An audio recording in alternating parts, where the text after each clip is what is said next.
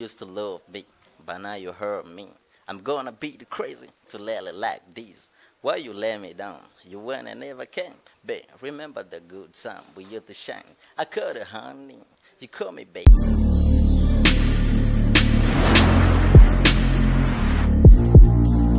Bonjour mesdames, messieurs, les fans de Buja Flavor. This is Bujahit TV, the number one channel of this industry ya Buja Flavor. Chakinyamakuru cy'abakibaza na bishasha muvuga muri industry ya Buja Flavor. Nkuko tuma tubikora, reka tumaze dukingurukira imano ya muri kumwe natwe. Imisi yose dusubira dukingurukira namwe abakunzi ba Bujahit TV. Nkuko mubona ndi kumwe n'umurapper muri industry ya Buja Flavor. Nuvuga yuko atavyorosha. Reka ndamu umwanya yabidondere kumbere jewe ndamuvugiye no sanga namubeshe. Bibi bro. Safi man. Biraza neza. Kabisa. Ego ku bantu rero batakuze imano bidondera gute? Yo, ku batanzi izina ry'abanzi ni Ride Alarm, the ghost rapper, le tireur de beat, chameleon, Black Jesus, butterfly. Yeah, that's my nickname, man. Nashaka kwita Black Jesus. Yeah. Black Jesus, why Black Jesus, bro? Mu bisanzwe benshi barazi amateka Yesu yakoze. Rero nitwa Black Jesus cyangwa nise Black Jesus parce que hari amateka ndiko ndakora nka Yesu yirabura. Yesu yirabura. Ko abantu bari abantu benshi bavuga ngo Yesu ngo ntigize tumubona ngo Yesu ngo yari yirabura. Mbere bwajya byari byo ga bro.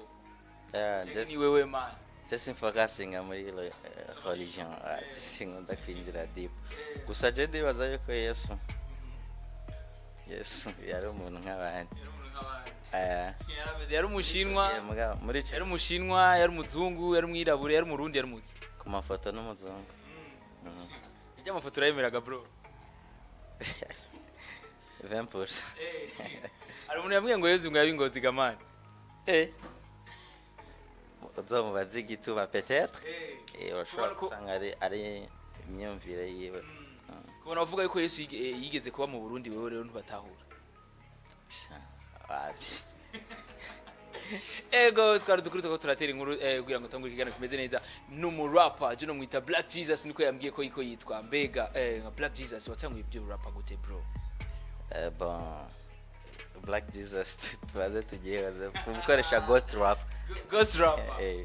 Bon mubisanzwe natanguye ndavuga ko ari kera mugaba kwinjira muri solo ni vuba cyane muri 2016 2017 gutyo.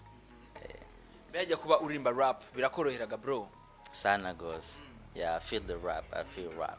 Baravuga yuko ngo abantu baririmba rap ngo bakunze kugira amashance yo gukundwa n'abakobwa nivyo ga bro.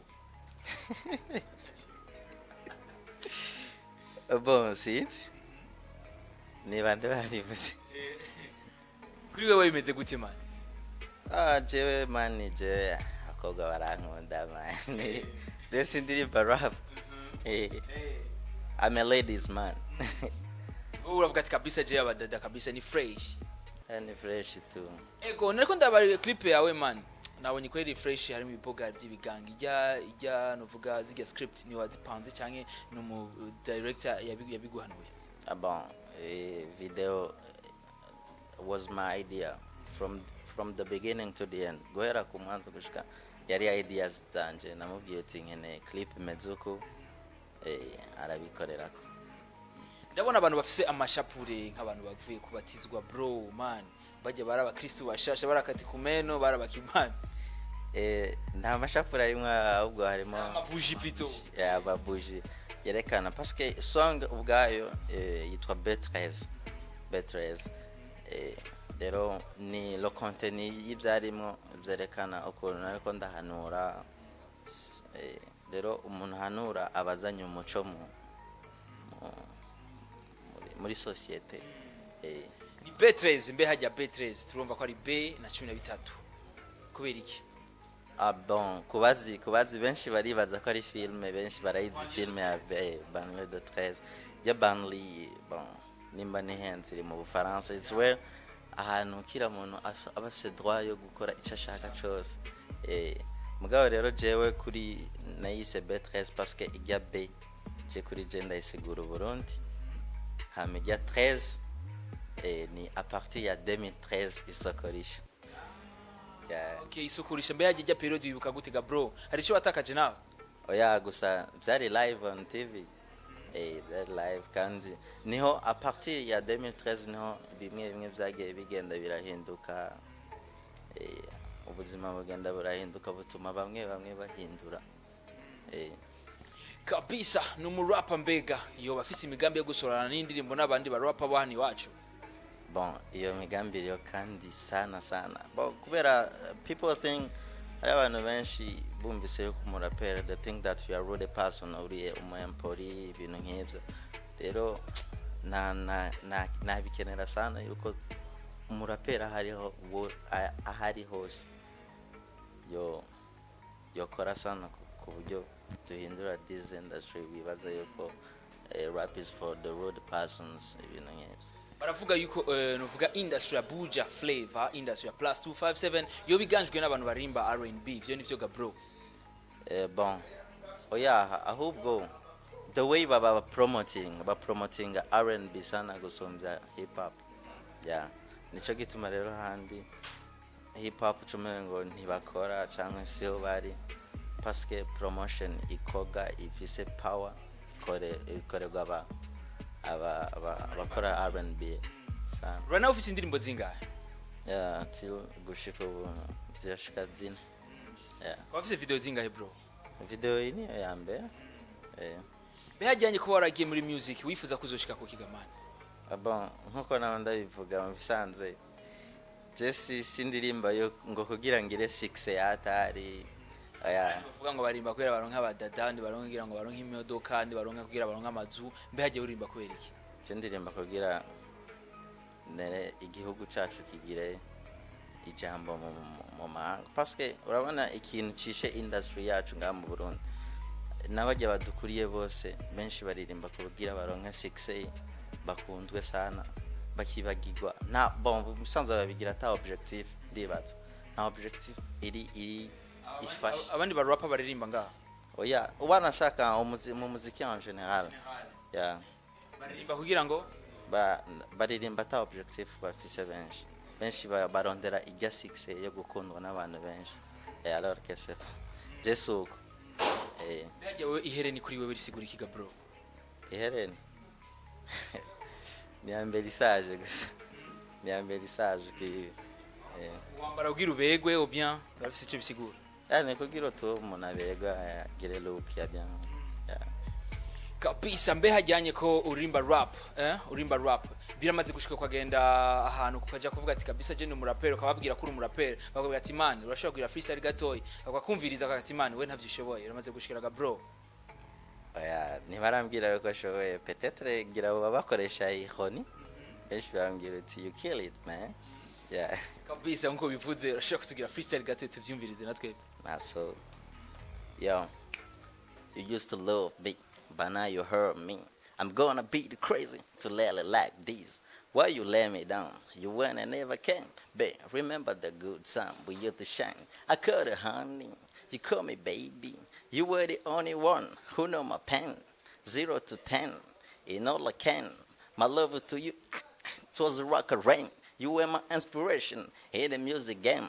My solution in all my problem. But now you change your mind and found it in the wind. I wish you would have been to your Superman. God's a rapper, man. Rukuri kirundi cyongereza cyane man kandi kirundi gihari. Na kirundi. Nacho nyene mu bisanzwe ndirimbo zanye nyinshi ziri mu kirundi. Ariko freestyle ugizigize mu cyongereza bro. So yikirundi tuje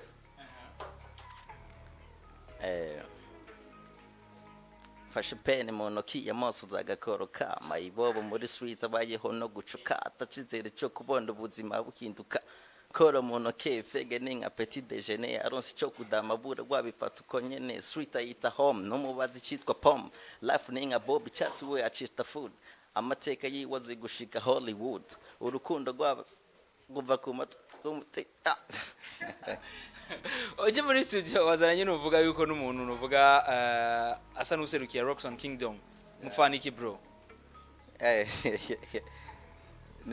Numuji wanje twara strugglinze kuva kera Mara strugglinze kuva kera umva muracari kumwe till now turacari utaraje muri Rockson Kingdom wapi bijya ni level ifise ama ifise statut bafise ibyo bagenderako then sinabaye sinzi. Muri industry ya Buja Flavor hariyo abaraperi benshi, umuraperi ubona yuko atabishoboye ninde? Atabishoboye? Uvuga ati uyu n'umuntu ko biheba.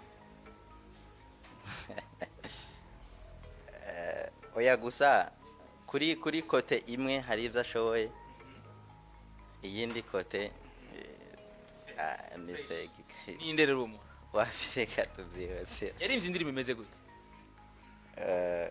Bon, sinkunda imyandikire yiwe cyangwa se the way he is flowing cyangwa the way he is rapping. Go. Let me take that secret. Who is ninde bro? Wafi.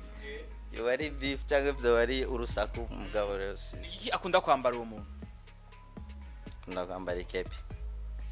Hey, umuraperi nga mu industry ya Buja Flavor akunze kwambara ikepi. Ninde muramuzi? Reka tumurondere be bujyanye aflowinga gute bro?